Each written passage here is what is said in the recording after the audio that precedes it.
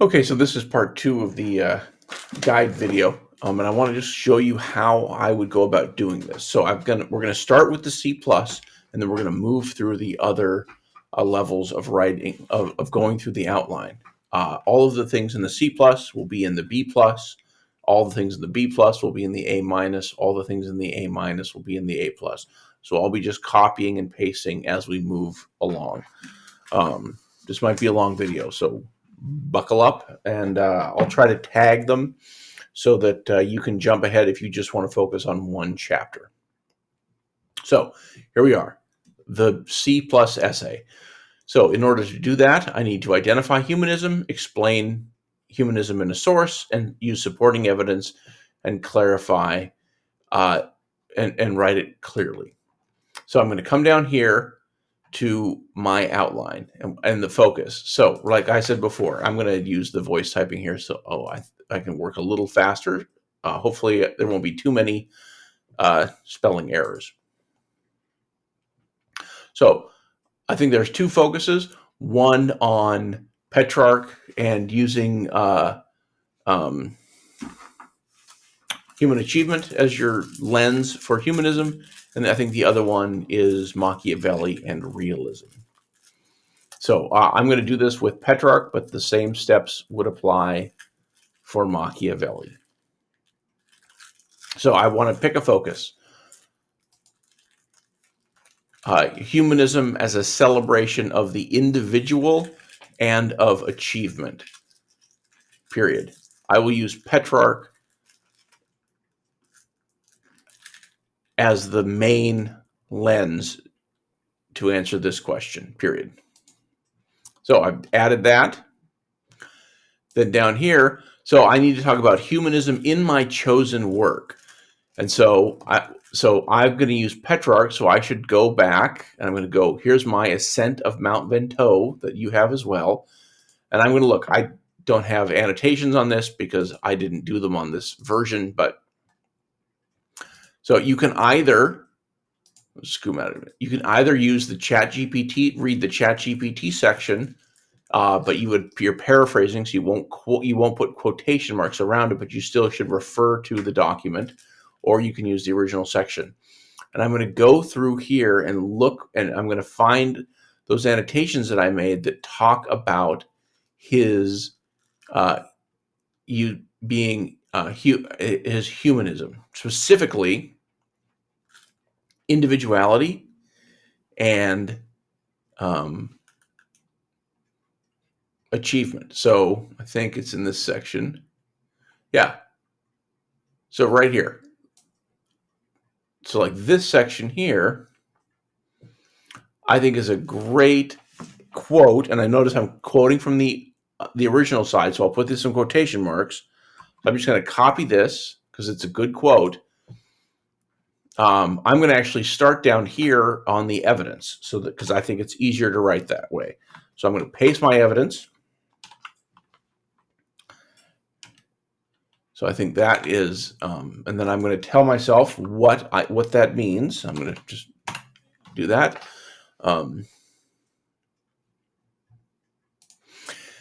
In this quote, Petrarch is showing the individuality because his only motive is coming from himself. He's not seeking enlightenment. He's not doing anything else. It's just him as an individual wanting to do this.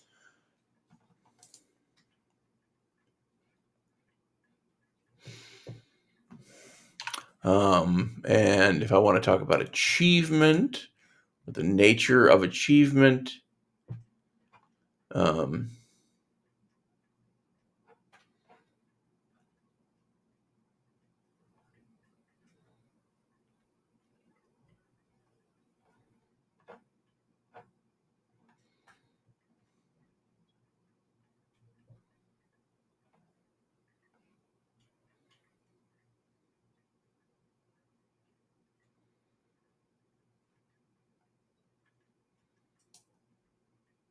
I'll grab all of this when he gets disgusted and distracted and all of that.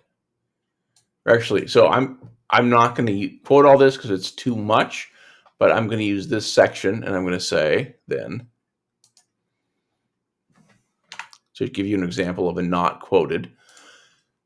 He also talks about how he took a meandering path around the mountains, not following a straight line like his brother.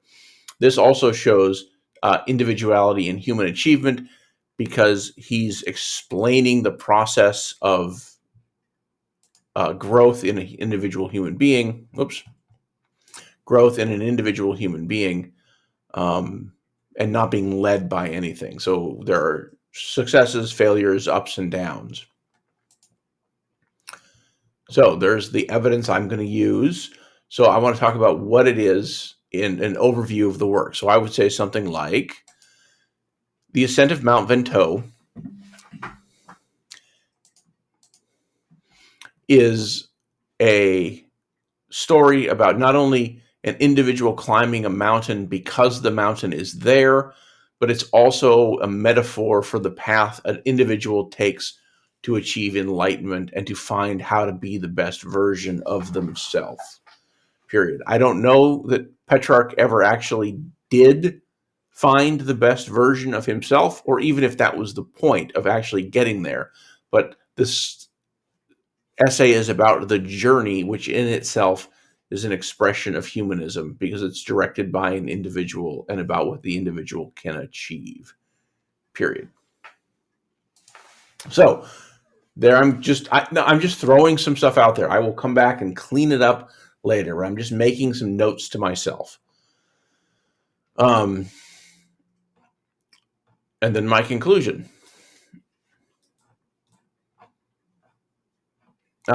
So we can see that Petrarch talks about individuality and talks about human achievement in the two sections. This clearly shows that aspect of humanist thinking, which focuses on enlightenment, etc.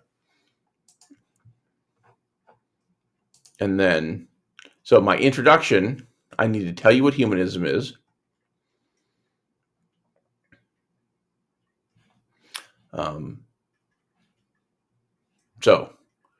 Right? Humanism is a series of disciplines that focuses on the secular over the sacred, focuses on the individual, it focuses on achievement, it celebrates realism and reality as opposed to miracles and things like that, period. We can see that the Renaissance is influenced by these ideas through their art, but most specifically in the writings of Petrarch, period. So humanism, the aspect of humanism that is most clearly portrayed in Petrarch's The Ascent of Mount Ventoux is the ideas of the individual and of human achievement, period. So there's the outline of a C paper. I will need to go back and break these into paragraphs and that kind of stuff, but that's all pretty much for a C paper. Now, I'm going to copy the parts of this. Let me do this really quick. I'm going to pull this out, and I'm going to put this over here, and then go over here, move this over here, and then that's the, okay, here's the B plus. So I'm going to come down, I'm just going to copy the parts that apply. So this can go here. This thing on Petrarch, humanism and Petrarch, that works great. Evidence from source one.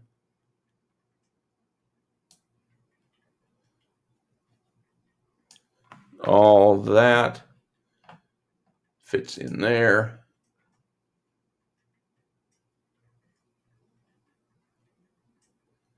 Oh, sorry. So this is down here.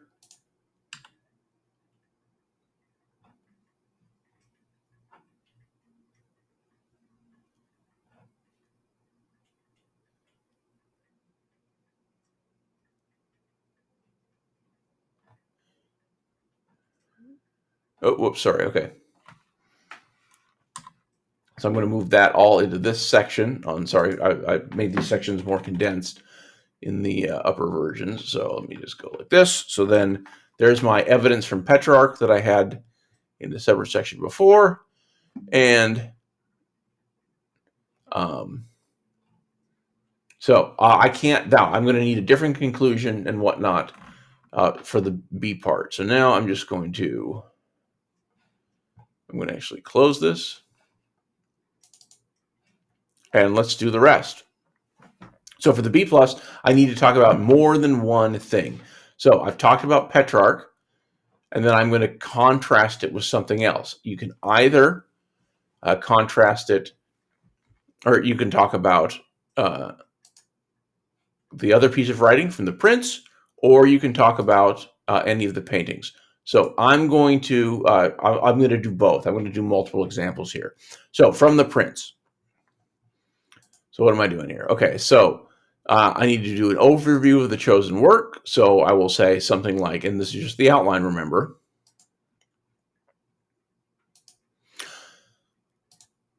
In the Prince, Niccolo Machiavelli gives a guidance of how princes should behave given the uniqueness of their position in needing to hold power, not only to stay alive, but also to be considered a good prince, period. His advice then challenges traditional morality, especially a Christian sense of morality, by reframing what is good and bad in light of the prince's primary goal of keeping power, period. So there's the first part. And again, I'm just making notes. What are the humanist themes in this work? The humanist themes in the work of the Prince are going to be about what is real. We're gonna deal with the world as it is, not in the world that we wish it were. And traditional morality is about the world as we wish it was, or as is influenced by religion. But we're going to focus on the secular and the real, period.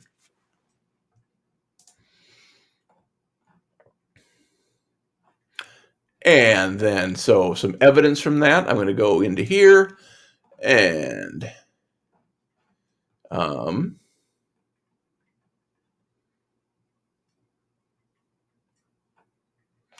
so this great part about the prince should be adopting the beast. Or no, I don't like that part. There's the better one about when you should lie. Yeah, right here. Being a great pretender. Awesome section.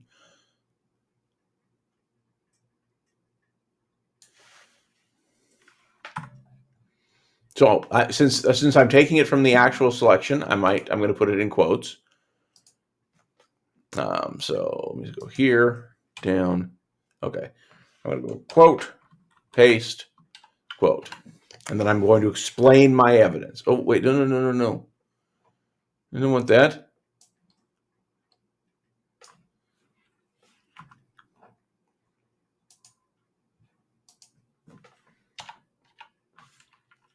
There we go. And then I'm going to explain it.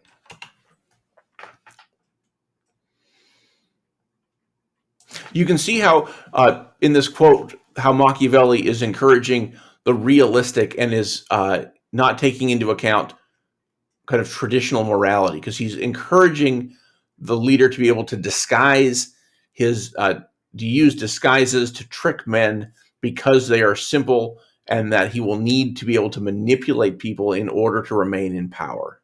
And that staying in power is where he will go on to say that it's staying in power that is good, period. So, right? So I've got an excerpt, and I've analyzed it to show where the humanist thought is, the real. So that would be section 4. Notice, I'm going to probably end up making this more than one paragraph. And then to give you don't need to do more than 2 to get points for having multiple things, but just to give you some examples, I'm going to. So let's, what do we want to do? Do we want to do Artemis?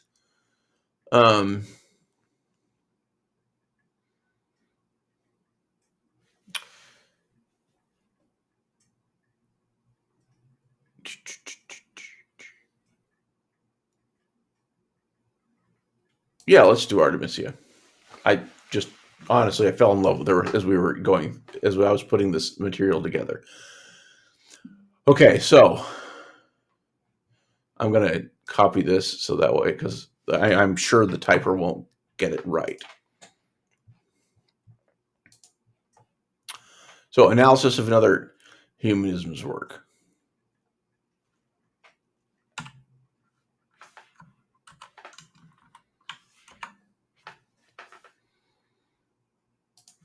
Also shows the ideas of humanism in the individual, as well as human achievement, and also the real in her paintings, particularly those where she adds herself as a self-portrait in the paintings, period. Now, so here, instead of quoting, I'm going to need to refer to specific paintings. So I'm going to pick a couple that I like. You really, again, here, you only need the one. But I'm going to do her self-portrait as St. Catherine of Alexandria, and then I'll do the Judith and Holofernes. So, and so this is good. So, okay, watch. Here we go. In her painting, Self-Portrait as Catherine of Alexandria, period, or whatever, Artemisia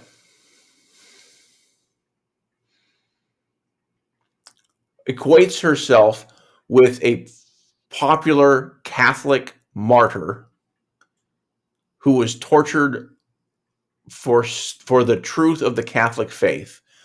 And this painting is made shortly after her own experience of torture at her rape trial, period.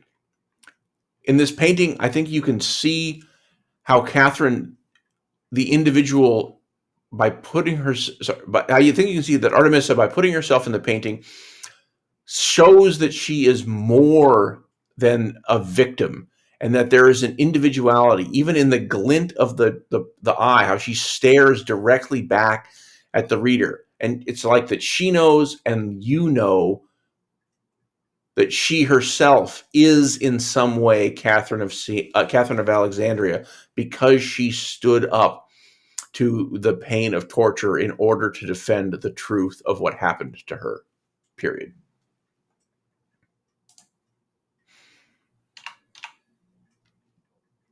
So there you go. That would be an example of something in her work. And now, so right, you can see I'm talking about the painting. I'm talking about parts of the painting, like her face and all that. Then, so our conclusion, right? I don't know what my thesis is yet, so I always won't add it. But so my key points for the B+ paper. Point 1, in Petrarch, we see a focus on an individual's journey and an individual as an agent directing his own actions and doing something just for his own benefit and pleasure. In this case, climbing a mountain, period. 2, in Machiavelli, we see an example of humanism as dealing with the world as it is and not trying to make it something that it's not. And in fact, valuing the things that help you succeed in the world, even though the world is a messed up place, period. 3, in the paintings of Artemisia Gentileschi, we can see the individualism. We can see individualism in that she's making she's putting herself in these famous, painting herself as these famous people. And then we can also see that she's almost doing it, using the painting to be in dialogue with the observer, and is defending her existence as a person and somebody who is important by painting herself as these famous martyrs. Period. Humanism is an awesome thing, and really shaped art and thinking and literature. Period.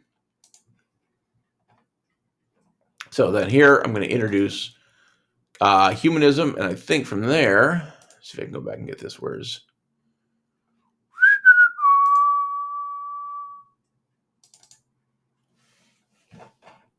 just because I don't want to retype it, I can right. So we can take what is humanism. It's going to be very similar. Paste that here. Here, we can see three aspects of humanism in the works of Petrarch, Machiavelli, and Artemisia Gentileschi. In Petrarch, we see the humanism of the individual and the celebration of achievement. In Machiavelli, we see a focus on the real world and the secular as opposed to the sacred and the ideal. And in Artemisia, we see, again, the individual and also the interaction of the artist and the person who's making the paintings with the, and being in relationship with the viewer, period. So there's my B plus outline. So now, because all the B pluses are also in the A, I'm going to then, well, let's do some copying.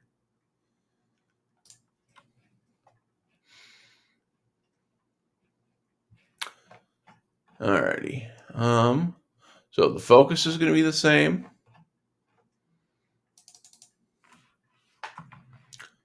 So the focus is the same as what was the B, which is also the same as the C. This whole section on humanism and the chosen work is going to be the same. Oops.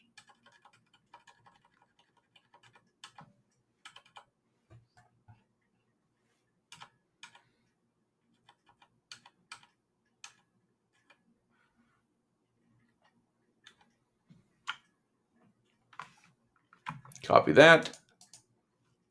Paste it over here. Can I shrink these things down? There we go. And then,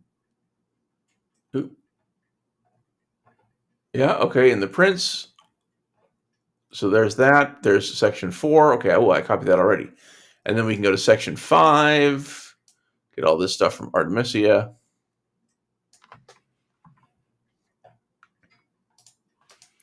So that's all the same. And now I'm not going to do, I'm only going to leave the 3. Or actually, no, you know what? Yeah. Well, should I?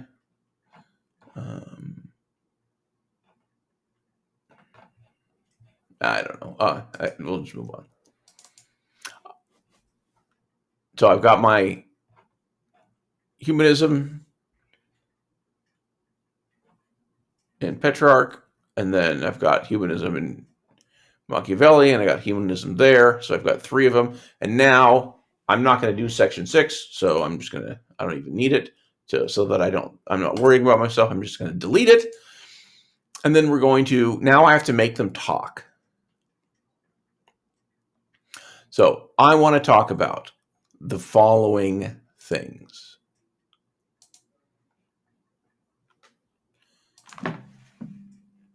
Both Artemisia and Petrarch focus on the individual. Petrarch does it by describing his motivations for his hike, and Artemisia does it by making self-portraits of herself in the guise of famous women in art history and in biblical Christian mythology. Period. I think that Machiavelli and Petrarch are looking at something similar, but Petrarch is celebrating the individual and the real. The mountain is just there to be conquered, whereas Machiavelli is the critique of humanity and the real. It doesn't celebrate the world as it is. It rather seeks to manipulate and endure it in order to preserve power, in his case, of princes. Period.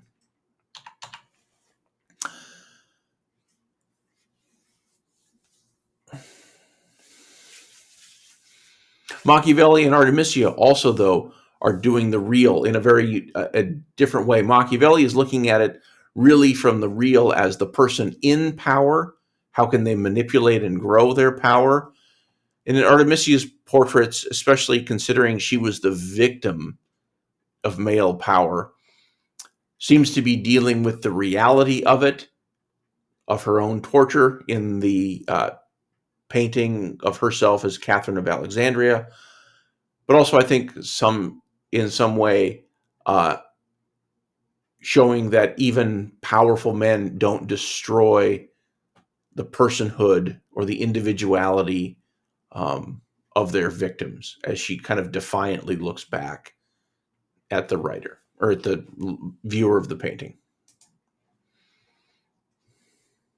So there, I'm relating Artemisia to Petrarch. I'm relating Machiavelli to Petrarch. I'm relating Artemisia to Artemisia to Machiavelli.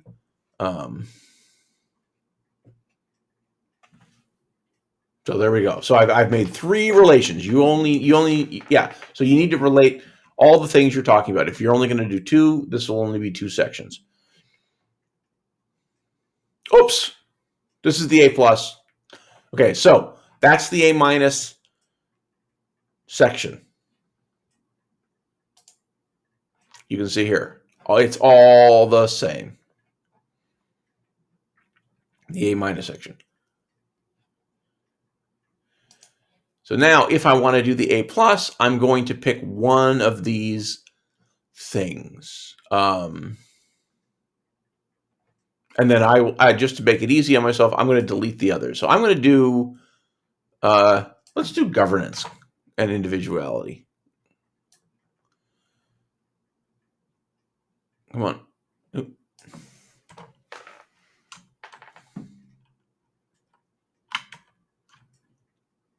Delete, delete. Oops. Delete. Oops. Undo.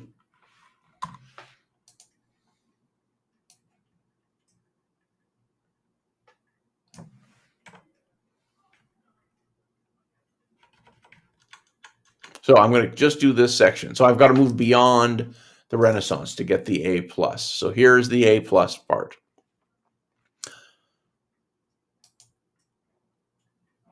We still use the ideas of humans still influence our democratic system in the United States in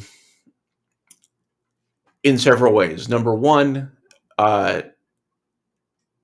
we're constantly being asked to judge our leaders by their effectiveness rather than whether or not they're good people. I think of the fact that Bill Clinton had affairs, but people think he was a great president. Abraham Lincoln was racist towards Native Americans, but people still think he was a great president. So they're judged on their outcomes and their ability to exist in very complicated systems. Period. We can also see some of the humanism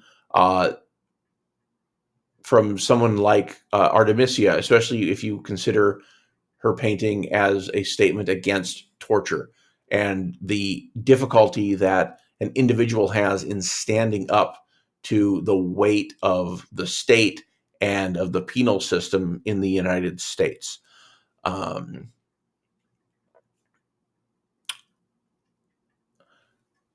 Period.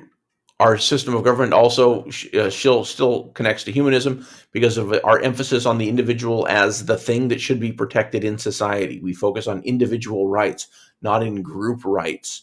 We want to try to make a space for the individual to be as free from the interferences of government as possible. Period.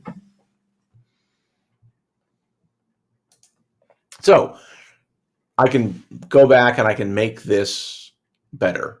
And I don't expect your insights to come as fast or be as long as mine. So don't worry about that. I just want you to show me that you can do this. You can connect an idea inside of a prompt to something beyond it. And then again, my conclusion, I would restate, I would summarize all my points. So here, right, summarize Petrarch as the individual success, Oh, wait, no, I can get that from, where is that? Hang on here. Woohoo, here we go. So that part I can keep pretty much the same. So I can keep all these. Yoop. So that's going to be the same. This is from the B+. So all those are the same, but I'm going to have to add.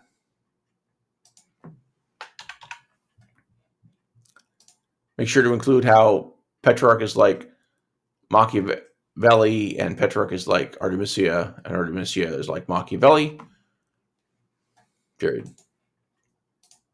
So then my thesis statement will be something like, humanism is the thing that celebrates human achievement, individuality, the secular, etc.